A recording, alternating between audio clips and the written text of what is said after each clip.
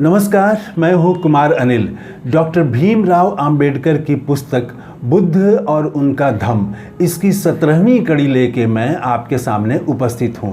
पिछली कड़ी में हम लोगों ने देखा कि बुद्ध और जो वैदिक ऋषि थे उनमें क्या फ़र्क है, और आज हम बात करेंगे कि वेद के बारे में बुद्ध ने क्या कहा, वेदों के बारे में, और कपिल मुनि के बारे में, उनके सिद्धांतों में किन चीज़ों को स्वीकार किया जिनका सांख्य दर्शन था। तो ये आज हम बात करेंगे। पिछली बार हम लोगों ने जो देखा उसमें क्या था, उसमें था कि जो वैदिक मंत्र हैं तो वो देवताओं से प्रार्थना किया जाता है उसमें कि आप जो है शत्रु से हमारी रक्षा करें, और धन की प्राप्ति, ये दो उद्देश्य के लिए मूलतः मांस, सुरा और भोजन ये स्वीकार करने के लिए प्रार्थनाएं हैं। उन मंत्रों में ये चीज़ें हैं।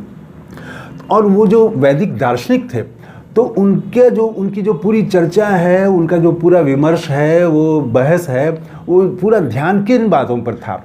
वो था कि दुनिया की उत्पत्ति कैसे हुई, पृथ्वी की उत्पत्ति कैसे हुई, संसार की उत्पत्ति कैसे हुई, संसार में जो विभिन्न चीज़ें हैं, विभिन्न वस्तुएं हैं, इनकी अलग अलग कैसे उत्पत्ति हुई और इनमें क्या संबंध है, कैसे इनमें एक रूपता है, इनमें एक दूसरे से कैसे जुड़े हुए हैं। ये उनके विमर्श का, वैदिक दार्शनिकों के उनके विमर्श का मूल विषय ये था। और इसके लिए जो वो उत्तर खोज के ले आ रहे थे, जो भी वैदिक दार्शनिक थे, जो उत्तर बता रहे थे, वो उत्तर भी बड़ा अजीबोगरीब हैं। जैसे एक ऋषि ने कहा कि संसार की उत्पत्ति ताप से हुई, और ताप से जो है उत्पत्ति हुई, और ताप से ही तमस, और तमस से जल बना, जल से ही जो है वो सारा चीज़ बना है, जल से समय बना, काल का निर्माण हुआ, और काल से बना सूर्य, चंद्रमा और ये सब ग्रह बने। तो अब एक ऋषि का ये मानना था, दूसरे ऋषि का इसी तरह से मानना था कि प्रमुख तत्व वायु है, वायु में ही निर्माण करने की शक्ति है, वायु से ही ये संसार का निर्माण हुआ है। इसी तरह से किसी ने कहा कि ये पुरुष ही सारे चीज़ों का जन्मदाता पुरुष है, और किसी ने कहा कि ईश्वर ही आदि है, वही अनंत है, उसी ने बनाया है। यही पूरे उन मंत्रों में और वैदिक जो दार्शनिक थे, जो ऋषि थे, उनकी बहस का, उनकी चर्चा का यही चीज़ था। अब इसके बारे में बुद्ध बहुत सारे मंत्र थे, उन सब को उन्होंने बेकार माना, और सिर्फ 10 ऋषियों को माना कि ये मंत्रों के मूल रचयिता हैं, और मंत्रों को उन्होंने स्वीकार नहीं किया, लेकिन माना कि मंत्रों के मूल रचयिता हैं 10 ऋषि। लेकिन उन ऋषियों के जो मंत्र हैं वो मानव जाति के में कोई नैतिक उत्थान हो, मानव जाति का दुख दूर हो, इसमें वो मददगार नहीं हैं। वैदिक ऋषियों के जो मंत्र हैं वो मानव जाति में नैतिक मूल्य बढ़ाने में मददगार नहीं हैं। जो समस्याएं हैं, आदमी के जीवन की समस्याएं हैं, दुख है, इसको दूर करने में सक्षम नहीं है। इसीलिए डॉक्टर अंबेडकर ने लिखा है कि मरुभूमि की तरह हैं ये जो वेद हैं, मरुभूमि की तरह हैं जो निष्प्रयोजन है, जिसका कोई उपयोग नहीं है भारत समाज के लोगों के, दुनिया के लोगों के लिए, उसका कोई उपयोग नहीं है। अब वो पृथ्वी जो है वो कैसे जन्म हुआ, संसार कैसे जन्म हुआ, जल से जन्म हुआ कि वायु से जन्म हुआ, तो इसको जो है ये पूरा अटकलबाजी है। इसको बुद्ध ने अस्वीकार कर दिया कि ये काल्पनिक उड़ाने हैं और अटकलबाजी है, इसको उन्होंने एक्सेप्ट नहीं किया, बुद्ध ने एक्सेप्ट नहीं किया। और कपिल मुनि के बारे में ज़रूर कहा गया है कि कपिल मुनि, और हम लोगों ने पिछली बार भी देखा कि सांख्य दर्शन का प्रभाव था बुद्ध पर, तो वो प्रभाव दिखता है। तो वो कैसे दिखता है? कपिल मुनि ने भी काफ़ी काम किया है, लेकिन वो कुछ मामलों में अद्वितीय थे, उनके जैसा कोई दूसरा ऋषि नहीं था। वो एकमात्र ऋषि थे उस काल के जिन्होंने कहा कि सत्य के लिए प्रमाण जरूरी है। वो जो कह रहे हैं कल्पना की उड़ान है कि ताप से ही जो है वो सारी चीज़ें बनी है, कोई कह रहा है कि जल से ही सारी चीज़ें बनी हैं, काल से ही, समय से ही पृथ्वी का निर्माण हो गया। वो इन ऐसी चीज़ों को कपिल ने नहीं स्वीकार किया।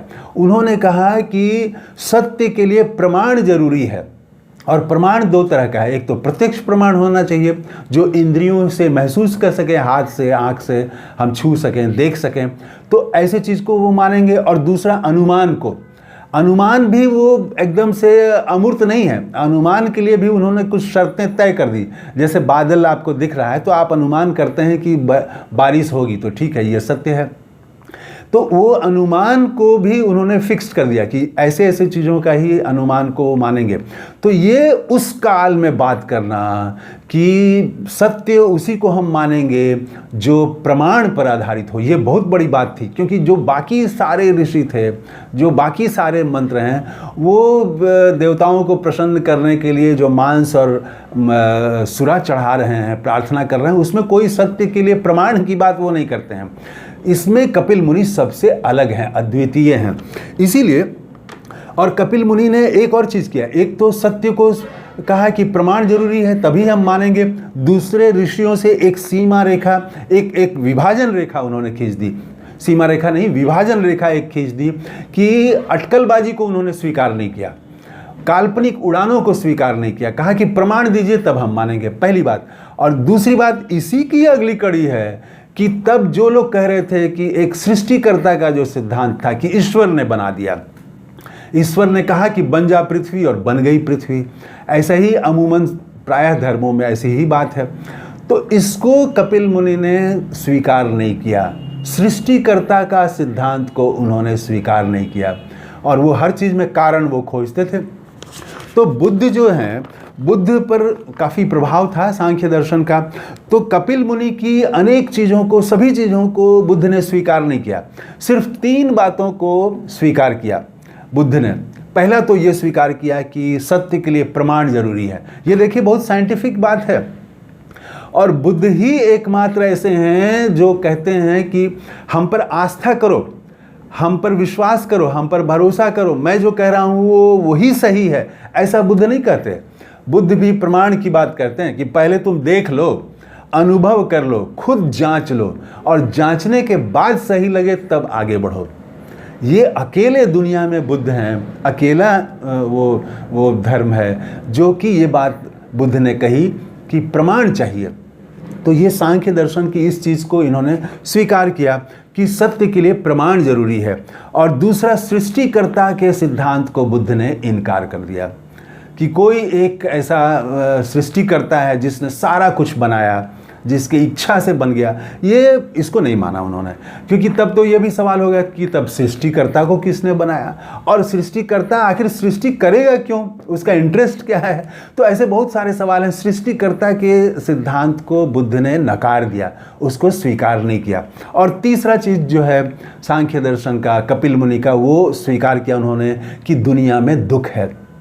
लेकिन वो सवाल कि दुनिया में दुख है तो इसका निवारण क्या है, दुख से मुक्ति कैसे मिलेगी, ये सवाल तो सांख्य दर्शन के पास नहीं है। इसी को बुद्ध ने खोजा। तो आगे हम अगली कड़ी में हम बात करेंगे इसी के साथ साथ जो वैदिक मंत्र हैं, इसी के साथ साथ और इससे बल्कि जुड़ा हुआ है ब्राह्मण ग्रंथ हैं वेदों के साथ साथ। तो ब्राह्मण ग्रंथ क्या बात करते हैं? ब्राह्मण ग्रंथों में आत्मा की मुक्ति की बात की गई है।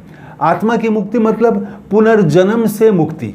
और इसके लिए क्या जरूरी है? इसके लिए करना होगा, आपको कर्मकांड करना होगा, यज्ञ करना होगा और ब्राह्मणों को दान करना होगा। अब ये बात तो समझ से परे है। कोई बुद्ध को मानने वाला तो बुद्ध ने स्वीकार ही नहीं किया कि ब्राह्मण को हम दान देंगे तो पुनर्जन्म से मुक्ति कैसे हो जाएगी। तो खैर, अब इस पर हम अगली कड़ी में बात करेंगे। तो इस कड़ी में इतना ही। कैसा लगा ये वीडियो कमेंट करके ज़रूर बताइएगा।